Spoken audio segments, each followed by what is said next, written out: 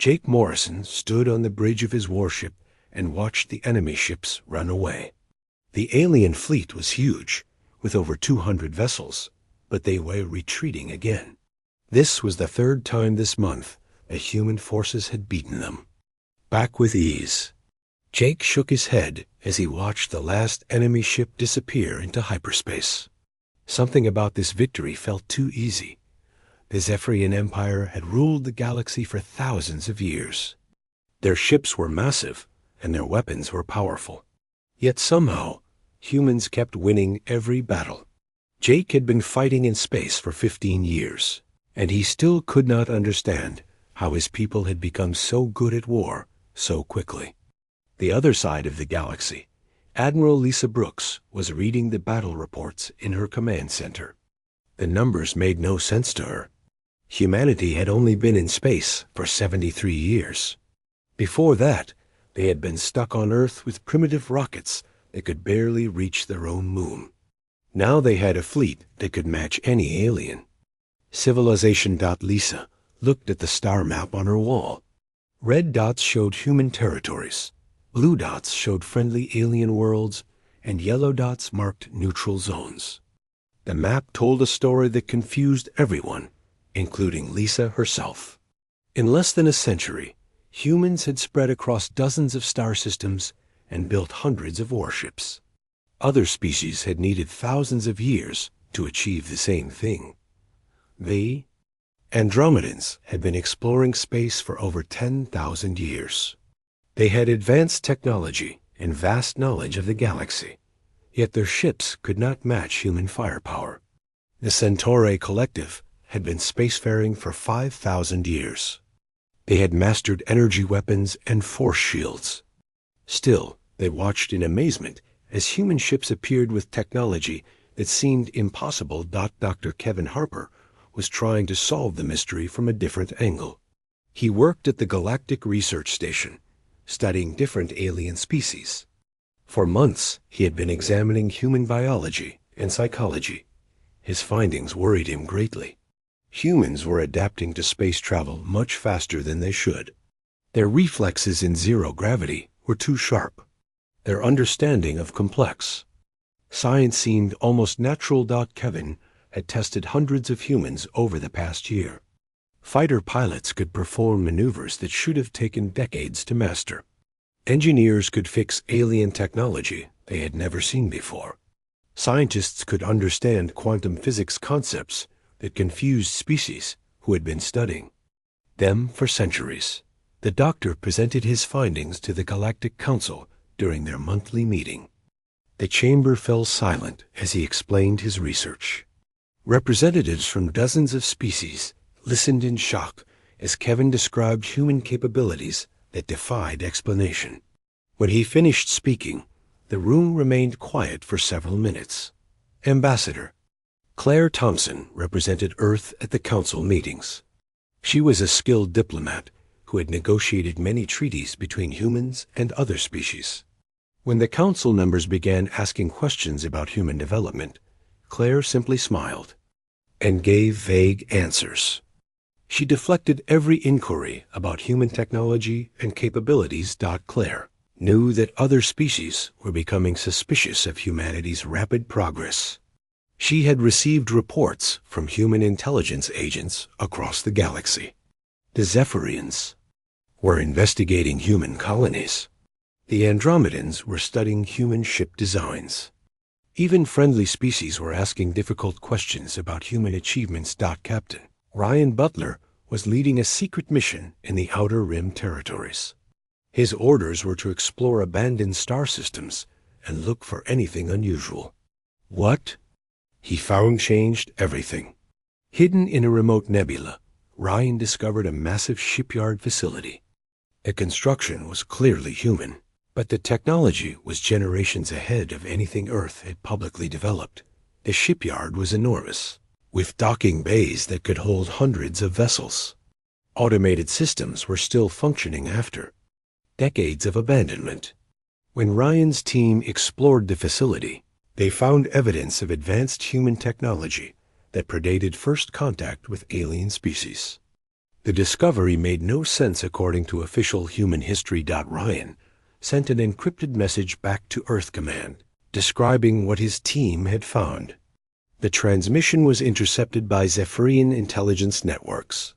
Within hours, the Empire's top scientists were analyzing the message and asking new questions about human origins. The discovery added another layer to the mystery surrounding humanity's place in the galaxy. Back on Earth, government officials were meeting in secret to discuss the implications of Ryan's discovery. They had known about the abandoned facilities for years, but had hoped to keep them hidden until they could understand their true significance. Now that the secret was out, they needed to decide how to respond to inevitable questions from other species. The mystery deepened when more human ships began reporting similar discoveries. Ancient human outposts were found in dozens of star systems. All of them contained technology that was supposedly impossible for humans to have developed. The facilities were clearly old, built long before humanity's official entry into galactic civilization. Intelligence reports suggested that other species were beginning to investigate human history more carefully. The Zephyrian Empire had assigned their best agents to study human development. The Andromedans were reviewing their first contact records with humans. Even neutral species were asking questions about humanity's rapid technological advancement. Lisa Brooks called a meeting of her top commanders to discuss the situation. The evidence was mounting that humanity's story was not as simple as they had told the galaxy. The official version claimed that humans had developed their technology independently after meeting alien species. But the abandoned facilities suggested a much more complex and mysterious origin. The meeting lasted for hours as the commanders debated what to do next. Some argued for full disclosure, believing that honesty would build trust with other species. Others insisted on maintaining secrecy, fearing that the truth might provoke hostile reactions from established galactic powers. As the debate continued, new reports arrived from across human space. More ancient facilities were being discovered. Each one contained technology that was decades or even centuries ahead of publicly acknowledged human capabilities. The pattern was becoming impossible to ignore or explain away. The galaxy was beginning to realize that humanity's rise to power was not the simple success story they had been told. Behind the official narrative of rapid development and natural talent lay a deeper mystery. The origin of human capabilities remained unexplained, and the questions were becoming more urgent as evidence mounted. Jake Morrison returned to his ship after the latest battle, still puzzled by how easily his forces had defeated a superior enemy. Lisa Brooks studied her reports, trying to understand how her people had achieved so much so quickly. Dr. Kevin Harper continued his research, knowing that the answers he sought might change everything. The mystery of humanity's true origins was about to shake the foundations of galactic civilization. The Zephyrian Empire had ruled the galaxy for over 3,000 years, but something was going wrong. General Marcus Cole noticed the problems first during a routine military operation near the frontier worlds. The Empire's communication networks were failing at the worst possible times. Orders that should have taken minutes to transmit were taking hours or disappearing completely. Marcus had been fighting the Zephyrians for 5 years, and he knew their tactics better than most human commanders. The aliens were disciplined and organized, with communication systems that had never failed before. Now their fleets were operating in confusion, with ships receiving contradictory orders or no orders at all. Captain Nicole Davis was stationed at the frontier world of Kepler 442b, monitoring enemy communications. Her job was to intercept Zephyrian transmissions and analyze them for useful intelligence. What she discovered painted a disturbing picture of an empire in crisis. The messages she intercepted were fragmented and desperate, suggesting massive problems in the empire's core territories. The first intercepted message came from a Zephyrian Fleet commander requesting emergency supplies. The transmission was garbled, but Nicole could make out references to system failures and complete communication blackout. More messages followed over the next few days, each one more desperate than the last. Supply convoys were lost, reinforcements were not arriving, and entire sectors were going silent. Nicole compiled her findings into a detailed report for human command. The pattern was clear. The Zephyrian Empire was experiencing infrastructure failures on a massive scale. Their quantum communication grid, which had been the backbone of their galactic dominance, was systematically shutting down. The failures were not random mechanical problems. They followed a specific pattern that suggested deliberate sabotage from within the Empire itself. Lieutenant Colonel Gary Mitchell was leading an investigation team on the abandoned Zephyrian world of Tertius Prime. The planet had been evacuated suddenly, leaving behind vast archives of Imperial records. Gary's team was searching through these archives for intelligence about Zephyrian military capabilities. What they found was far more significant than anyone had expected. Hidden beneath layers of bureaucratic records and administrative files, Gary discovered references to an ancient species called the predecessors. The mentions were brief and scattered, as if the information had been deliberately obscured. According to the fragments Gary could piece together, the predecessors were beings who had vanished from the galaxy millennia ago. The descriptions of the predecessors were vague, but intriguing. They were said to have possessed an instinctive understanding of the quantum realm and reflexes perfectly adapted for zero-gravity environments. The records suggested that the predecessors had achieved technological capabilities that even the Zephyrian Empire could not match. Gary transmitted his findings to Dr. Patricia Lewis, a quantum physicist aboard the research vessel HSS Discovery. Patricia had been studying the unusual properties of human technology for months. When she read Gary's report about the predecessors, she immediately recognized the significance of the descriptions. The predecessor technology described in the ancient archives matched human innovations almost exactly. The quantum tunneling drives that powered human ships were supposedly a recent human invention. The gravity manipulation systems that gave human vessels their superior maneuverability were thought to be uniquely human developments. Even the neural interface technology that allowed human pilots to react so quickly had been considered a breakthrough in human engineering. Patricia spent weeks analyzing the correlations between predecessor descriptions and human technology. The match was too precise to be coincidental. Every major technological advancement that had given humans their edge in space warfare was described in the ancient Zephyrian archives as a predecessor capability. The implications were staggering. If the archive references were accurate, then human technology was not the result of independent development. Instead, it appeared that humans had somehow inherited or rediscovered the lost science of the predecessors. The question remained, how had this knowledge come to humanity? Meanwhile, the Zephyrian Empire's problems were getting worse. Communication blackouts that had initially lasted hours were now extending for days. Entire fleets were operating without contact from their command structure. Colonial worlds were declaring independence when they lost contact with the Imperial capital. Captain Steve Rogers was monitoring the situation from a listening post near the Empire's border. His team was tracking the collapse of Zephyrian military coordination across multiple sectors. The pattern was accelerating, with more systems going dark each day. What had started as minor communication problems had evolved into a complete breakdown of Imperial control. The human military leadership was divided on how to respond to the Empire's crisis. Some commanders wanted to take advantage of Zephyrian weakness to expand human territory. Others argued for a more cautious approach, concerned that the Empire's collapse might destabilize the entire galaxy. Admiral Helen Price was coordinating human responses to the developing crisis. She had received reports from across the galaxy about the Empire's declining capabilities.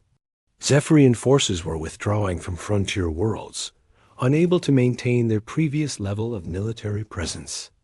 The Empire that had dominated the galaxy for millennia was rapidly losing its grip on power.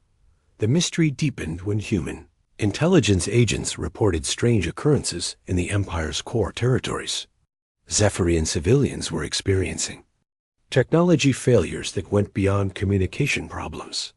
Transportation systems were shutting down, power grids were failing, and even basic computer systems were malfunctioning. Dr. Amy Johnson was analyzing the patterns of technological failure within the Empire. Her research suggested that the failures were not random breakdowns, but rather a systematic shutdown of advanced technology. The affected systems all relied on quantum processing methods that were similar to predecessor technology described in the archives. Amy's analysis led to a disturbing conclusion. The technological failures plaguing the Zephyrian Empire were connected to the same quantum principles that powered human technology.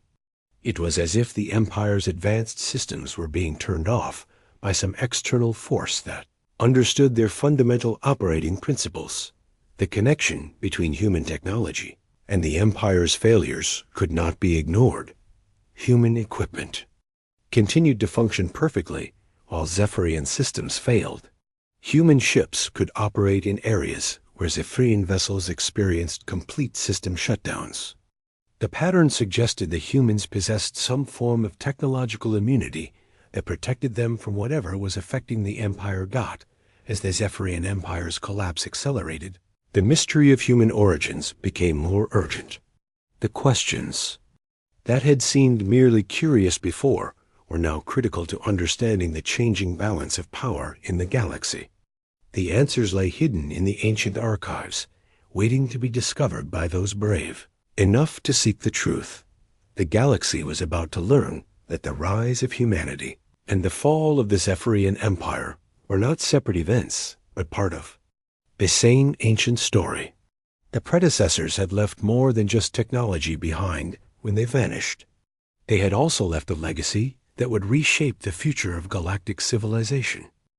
The end of the Zephyrian Empire came not with explosions or great battles, but with a whisper that echoed across the galaxy. Emperor Zalfuk's final transmission was picked up by Sergeant Danny Ward at a remote human listening post. The message was weak and filled with static, but the words were clear enough to send chills down Danny's spine. The predecessors have returned. The Emperor's voice crackled through the speakers. The children have come home to reclaim what was always theirs. The transmission ended abruptly, leaving Danny staring at his equipment in confusion. He had been monitoring Zephyrian communications for 3 years, but he had never heard anything like this before. Danny immediately forwarded the message to his superiors, not understanding its significance. The recording made its way up the chain of command until it reached Admiral Helen Price at Human Fleet Headquarters. Helen listened to the Emperor's words multiple times, trying to understand their meaning. The reference to predecessors matched the ancient records that had been discovered in the Zephyrian archives. Helen quickly organized the largest and worst human fleet operation in history. If the Zephyrian Empire was truly collapsing, human forces needed to be ready to respond. She assigned fleets to monitor key Zephyrian worlds and prepare for possible humanitarian missions. What they found exceeded all expectations. Zephyrian worlds were declaring independence, one by one, as contact with the imperial capital was lost. Some planets simply went dark, their communication systems failing completely. Others broadcast desperate messages asking for help from anyone who would listen. The empire that had ruled the galaxy for millennia was dissolving before their eyes. The administrative capital of the empire, Zarian Prime, had been silent for 3 weeks. The massive world had been the center of galactic government for over 2,000 years. Now it was as quiet as a tomb, with no response to any attempts at communication. Human scout ships approached the planet carefully. Not knowing what they would find, Captain Steve Rogers led the first human team to reach Zarian Prime. What they discovered on the planet's surface defied all expectations. The population was still alive, but they were in complete chaos. Every piece of advanced technology on the planet had stopped working. Transportation systems were dead, communication networks were silent, and even basic computer systems had failed. The Zephyrian. People were confused and frightened. They had lived with advanced technology for their entire lives, and now they were suddenly thrust back into a primitive existence. Government officials wandered the streets in confusion, unable to contact their departments or access their records. The entire structure of imperial administration had collapsed overnight. Steve's team provided emergency supplies to the struggling population while trying to understand what had happened. The technology failures were selective and precise. Simple. Mechanical devices still worked, but anything that relied on quantum processing or advanced electronics was completely dead. It was as if someone had turned off all the sophisticated technology on the planet with the flip of a switch. Investigation team that Steve led also included specialists in alien technology. They examined the failed systems carefully, trying to understand the cause of the massive breakdown. What they discovered was impossible, according to known science. The quantum processors that powered Zephyrian technology had not broken down or been damaged. They had simply stopped responding to commands, as if they were being overridden by some external authority. The breakthrough came when the team gained access to the Zephyrian Imperial archives. The massive complex had been sealed for weeks, its security systems offline like everything else. When Steve's team finally broke through the sealed doors, they found themselves in the largest collection of knowledge in the galaxy. The archives contained detailed records spanning thousands of years of galactic history. Most of the information was standard historical data, but hidden in the deepest vaults were records that changed everything. The team discovered comprehensive files about the predecessor civilization, including information that had been classified at the highest levels of imperial security. The records revealed that the predecessors had not simply vanished from the galaxy, as most people believed. They had achieved a level of technological advancement that allowed them to transcend physical existence. The predecessors had evolved beyond the need for physical bodies, becoming beings of pure energy and consciousness. Before their transformation, the predecessors had foreseen that their advanced technology might be misused by less developed species. They had built safeguards into their systems, quantum-level controls that would prevent their technology from being used for purposes they had not intended. The Zephyrian Empire had been using modified predecessor technology for millennia without realizing it. The truth became clear when Dr. Amy Johnson analyzed the archive data. The predecessors had not disappeared. They had been watching galactic civilization develop, waiting for the right moment to intervene. The Empire's collapse was not a random failure, but a deliberate action by the predecessors to reclaim control of their technology. The final piece of the puzzle came from the deepest levels of the archives. The predecessors had done more than just build safeguards into their technology. They had also created a backup plan for galactic civilization. Knowing that their advanced technology might be lost or corrupted over time, they had seeded multiple worlds with their genetic material. These seeded populations were designed to eventually rediscover predecessor science and technology. The genetic modifications were subtle, passed down through generations until they would manifest in species that could inherit the predecessor legacy. The seeded worlds were scattered across the galaxy, each one a potential source of renewed predecessor civilization. Earth was not just one of these seeded worlds. According to the archives, it was the primary backup site, carefully chosen and prepared to produce a species that could fully inherit predecessor capabilities. Humanity was not simply lucky or naturally gifted. They were the genetic inheritors of the most advanced civilization the galaxy had ever known. The revelation explained everything that had puzzled the galaxy about human development. Human technology was not independently developed, but rather rediscovered predecessor science. Human reflexes and instincts were not natural adaptations, but genetic inheritance from their predecessor ancestors. The rapid expansion of human civilization was not remarkable achievement, but the fulfillment of an ancient plan. The Zephyrian Empire's collapse was the signal that the time had come for the predecessor's plan to be revealed.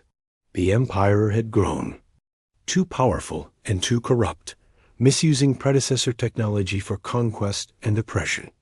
The predecessors had finally decided to shut down their corrupted systems and allow their true inheritors to take control. As news of the discovery spread through human command, the implications became clear.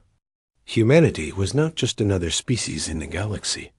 They were the chosen inheritors of the most advanced civilization in galactic history.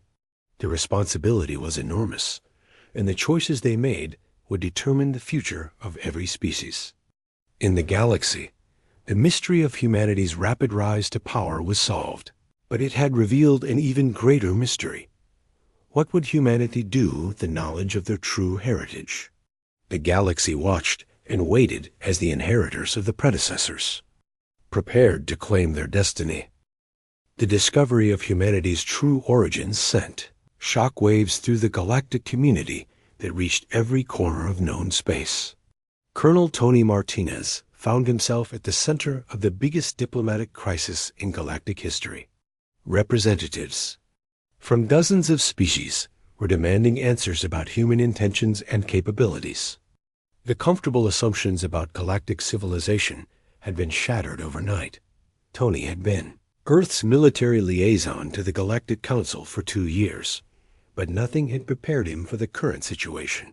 The council chambers were in chaos as species after species voiced their concerns about humanity's hidden heritage.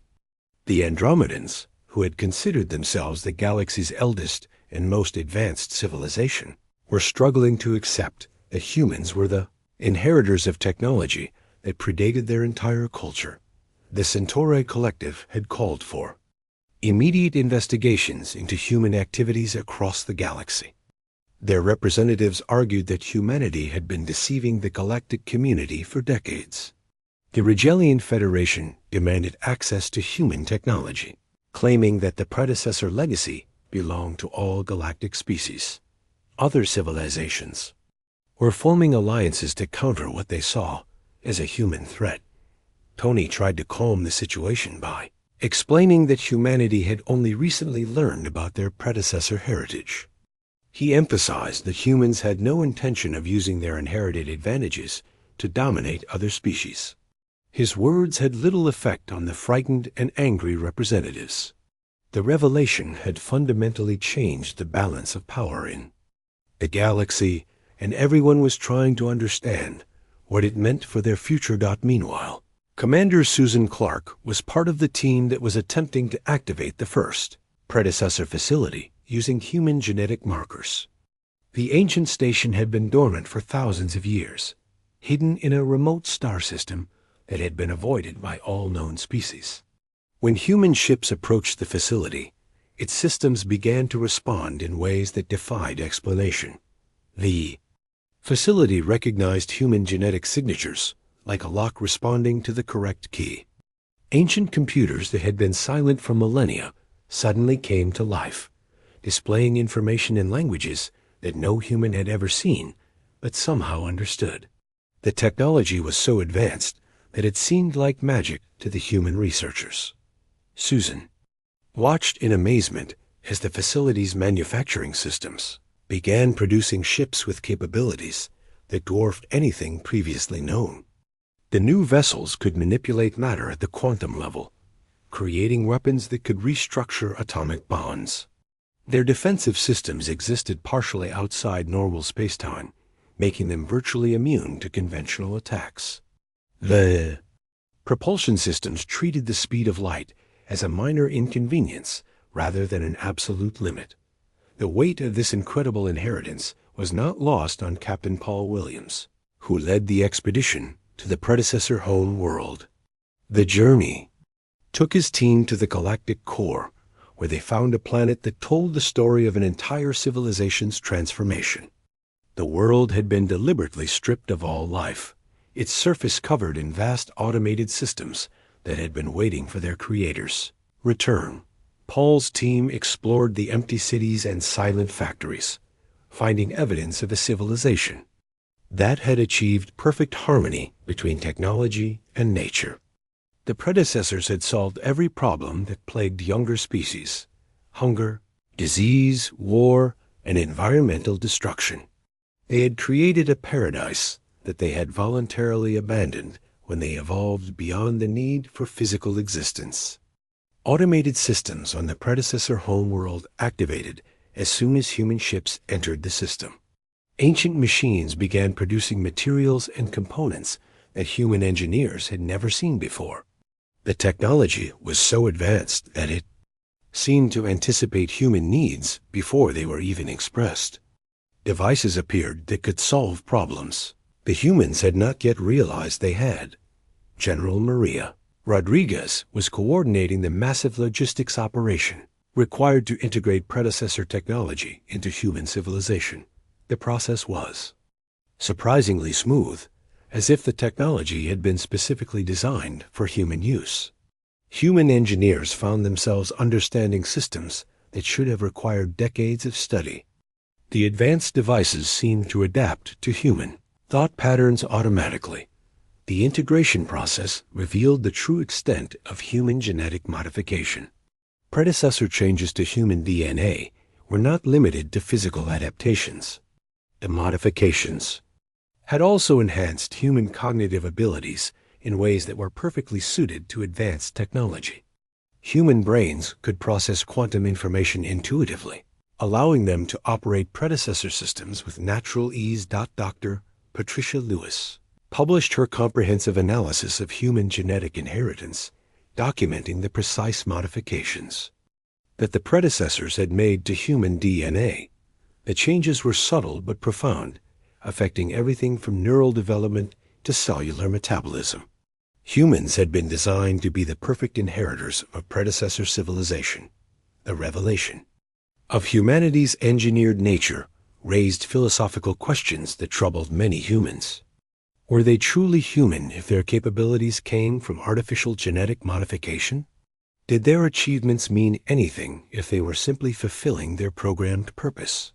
The questions sparked debates that would continue for generations.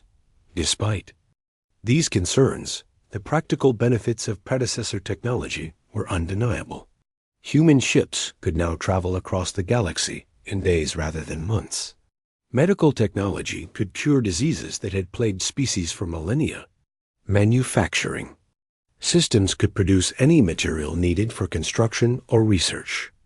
The quality of life for humans improved dramatically almost overnight. The other species in the galaxy watched these developments with a mixture of awe and fear. Some civilizations requested access to predecessor technology, hoping to benefit from humanity's inheritance. Others formed defensive alliances, preparing for what they saw as inevitable human expansion. The galaxy was dividing into those who sought to cooperate with humanity and those who feared human power. Captain Rebecca Turner was assigned to establish the first diplomatic missions to address these concerns.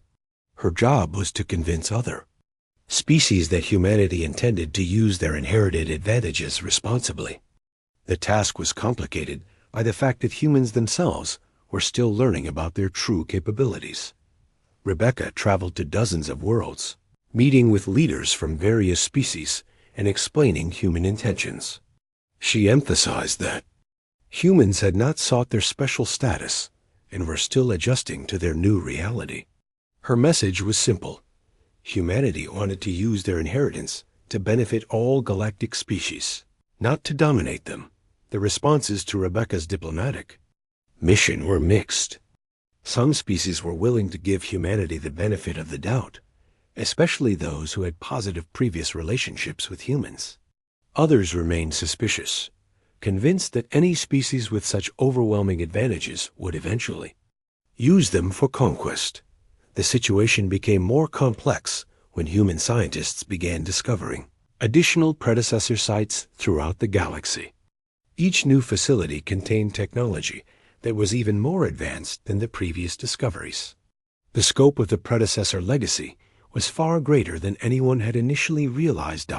As humanity grappled with their inheritance, the galaxy waited to see how they would use their newfound power. The choices made by human leaders in the coming months would determine whether the predecessor legacy would be a blessing or a curse for galactic civilization. The responsibility was enormous, and the consequences of failure would affect every living being in the galaxy. 6 months after the Zephyrian Empire's collapse, the galaxy had entered a new era, unlike anything in recorded history. Admiral Christopher Bailey commanded the largest and most advanced fleet ever assembled. But humanity's approach to galactic power was fundamentally different from every previous dominant civilization. Rather than using their overwhelming advantages for conquest and expansion, humans had chosen a path of restoration and protection. Christopher stood on the bridge of his flagship, looking out at a fleet that could have conquered the entire galaxy in a matter of weeks. The ships under his command possessed technology that made them virtually invincible against any known weapons. Yet the fleet's mission was not military conquest, but humanitarian assistance. They were deployed across the galaxy, helping species recover from the chaos caused by the Empire's sudden collapse. The transformation of human policy had surprised everyone, including many humans themselves. When the full extent of their inherited power became clear, many had expected humanity to follow the traditional path of galactic dominance. Instead, human leaders had made a conscious decision to use their advantages for the benefit of all species. Captain Rebecca Turner had been instrumental in establishing this new approach. She had created the first predecessor heritage site, a research facility where representatives from all galactic species could study the advanced technology. The site was located on a neutral world, staffed by scientists from dozens of different civilizations working together to understand their shared galactic heritage. Rebecca's team had made the controversial decision to share predecessor technology freely with other species. The decision was not without risks, as some of the technology could be used for destructive purposes. However, the humans had concluded that the benefits of cooperation outweighed the dangers of secrecy. The sharing program had already produced remarkable results. The Andromedans, who had initially been among the most suspicious of human intentions, had become enthusiastic partners in the Heritage Project. Their scientists worked closely with human researchers to understand the quantum principles that powered predecessor technology. The collaboration had led to breakthroughs that benefited both species. The Centauri Collective had used shared predecessor medical technology to eliminate a plague that had threatened their entire species. The Regellian Federation had applied predecessor engineering principles to repair their damaged home world. Even former enemies were finding ways to benefit from human generosity. Dr. Peter Adams had published his comprehensive study of human genetic modifications, explaining how predecessor intervention had shaped human development. His research had revealed that the genetic changes were designed not just to create a species capable of using advanced technology, but to create natural leaders and protectors. Humans had been programmed at the genetic level to care for other species. The revelation helped explain why humans had chosen cooperation over conquest. Their inherited instincts pushed them toward protection and nurturing rather than domination. The predecessors had learned from the mistakes of previous galactic civilizations and had designed their inheritors to be better guardians of galactic peace. Lieutenant Commander Kate Wilson led the most ambitious project in galactic history, the Galactic Restoration Initiative. Using predecessor technology, human teams were working to repair the damage caused by millennia of conflict and exploitation. The scale of the project was enormous, but the results were already visible across the galaxy. Worlds that had been strip-mined by the Zephyrian Empire were being restored to their original condition. Predecessor terraforming technology could rebuild entire ecosystems in a matter of months. Dead worlds were being brought back to life, their atmospheres purified, and their surfaces renewed. The process was so advanced that it seemed miraculous. To species accustomed to slower methods of environmental repair, Kate's teams were also working to restore extinct species using predecessor genetic reconstruction technology. The archives contained detailed genetic records of thousands of species that had been lost to war, disease, or environmental destruction. With careful application of advanced biotechnology, these species could be brought back from extinction. Restoration work was not limited to environmental projects. Human teams were also helping to rebuild the social and political structures that had been damaged by the Empire's collapse. The predecessors had left behind detailed studies of effective governance and social organization. This knowledge was being shared with species struggling to establish new governments in the post-Empire era. The galaxy was transforming under human guidance, but the changes were not imposed by force. Instead, humans offered their assistance to any species that requested it. The voluntary nature of the restoration program had been crucial to its success. Species that might have resisted human domination were eager to accept human help. Transformation was visible everywhere Christopher looked. Trade routes that had been disrupted by the Empire's collapse were reopening with human protection. Scientific research that had been restricted by imperial regulations was flourishing. Under human support, cultural exchange between species was reaching levels never seen before in galactic history. The success of the human approach had surprised even the predecessors themselves. Ancient monitoring systems had been watching galactic development for millennia, and they had not expected their inheritors to be so successful so quickly. The evolved consciousness of the predecessors had maintained minimal contact with physical reality, but they had begun to take more active interest in their inheritors' achievements. Captain Paul Williams received the first direct communication from the predecessors in thousands of years. The message was transmitted through quantum channels that only human technology could detect. The predecessors expressed their satisfaction with humanity's choices and offered additional guidance for the challenges ahead. The message revealed that the predecessors had seeded other galaxies with similar genetic modifications. Humanity's success on the galactic stage was being watched by civilizations in distant star systems. If humans continued to prove themselves as effective guardians, they might eventually be invited to join a larger community of evolved species. The prospect of contact with other galactic civilizations excited human scientists and philosophers. It suggested that the galaxy was just the beginning of humanity's journey, not the end destination. The predecessors had prepared their inheritors for responsibilities that extended far beyond a single star system. Meanwhile, the practical work of galactic restoration continued. Human fleets were deployed to protect vulnerable species from the chaos following the Empire's collapse. Human engineers were building new infrastructure to replace the failed imperial systems. Human diplomats were mediating disputes between species that had been enemies for centuries. The galaxy that emerged from this period of transformation was more peaceful and prosperous than anything in recorded history.